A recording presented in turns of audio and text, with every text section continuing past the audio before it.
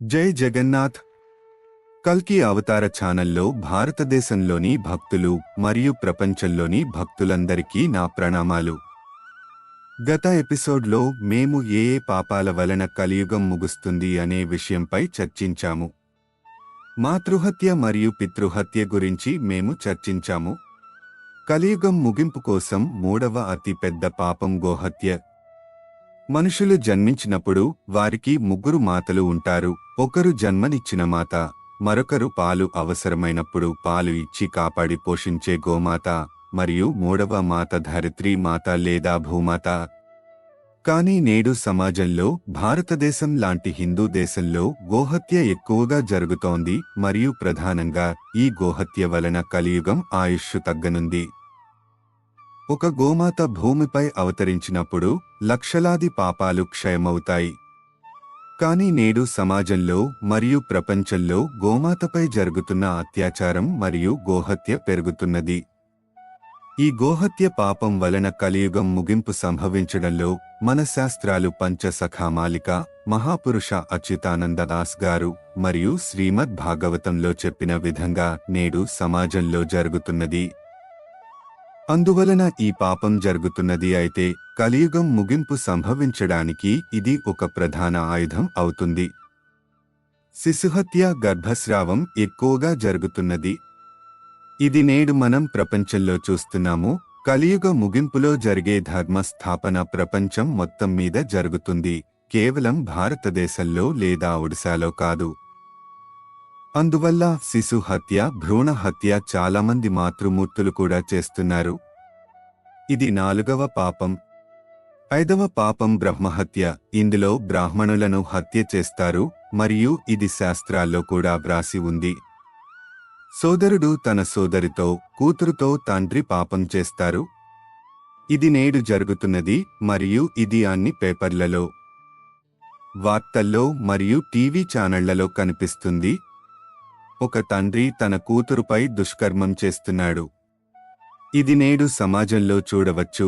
మరియు భ్రాతృవు తన వదినతో కూడా చెడు సంబంధాలు నెర్పుతున్నాడు. వితంతువు మహిళల పట్ల కూడా పాపం జరుగుతుంది. స్త్రీ హరణ మరియు గర్భవతి స్త్రీ హరణతో కూడా పాపకార్యాలు జరుగుతాయి.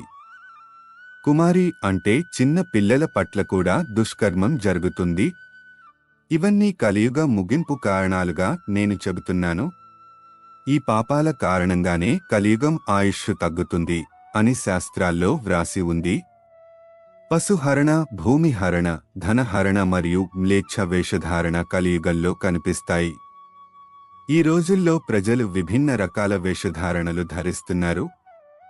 కొందరు విభిన్న రీతుల్లో తమ కేశాలను కత్తిరించుకుంటారు, గడ్డాన్ని అలంకరిస్తారు, మీసాలను అలంకరిస్తారు, రంగు వేసుకుంటారు. వీటన్నింటినీ మ్లేచ్ఛ రూపంగా భావించాలి. మరియు కలియుగం ముగింపులో మనుషులు ఇలాంటి రూపాలను ధరించడం జరుగుతుంది.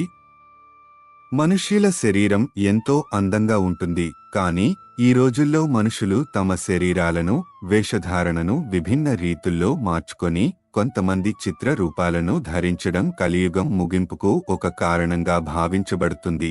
ఇది శాస్త్రాల్లో రాసి ఉంది. భూమి హరణ జరుగుతుంది మరియు ముఖ్యంగా చాలామంది మాంసాహార భోజనం చేస్తారు. ఉదయం నుండి రాత్రి వరకు మాంసాహార భోజనం చేస్తున్నారు. ఇది కూడా పాపాలకు ఒక ఆయుధంగా భావించబడుతుంది మరియు ఇది నేడు సమాజంలో జరుగుతున్నది. అగమ్య గమనము, అత్యంత నిరాశ, కుటుంబ వైరాగ్యము, కపట నమ్మకము, విశ్వాసఘాతకము, హీనమైన స్నేహాలతో ప్రీతి చెందటము, నగ్న స్నానము అంటే ప్రజలు నదిలో, సముద్రంలో లేదా ఇంట్లో బట్టలు లేకుండా స్నానం చేయడం. ఇలా ఎవరైనా నగ్నంగా స్నానం చేస్తే వారి ఆయుష్షు తగ్గుతుంది. ఇది అత్యంత ముఖ్యమైన విషయం. కలియుగం ముగింపులో ఈ తరహా స్థితులు సమాజంలో ఉంటాయి. ఈ రోజుల్లో చూడండి, అందరూ విహారయాత్రలకు వెళ్లి నగ్నంగా స్నానం చేస్తున్నారు.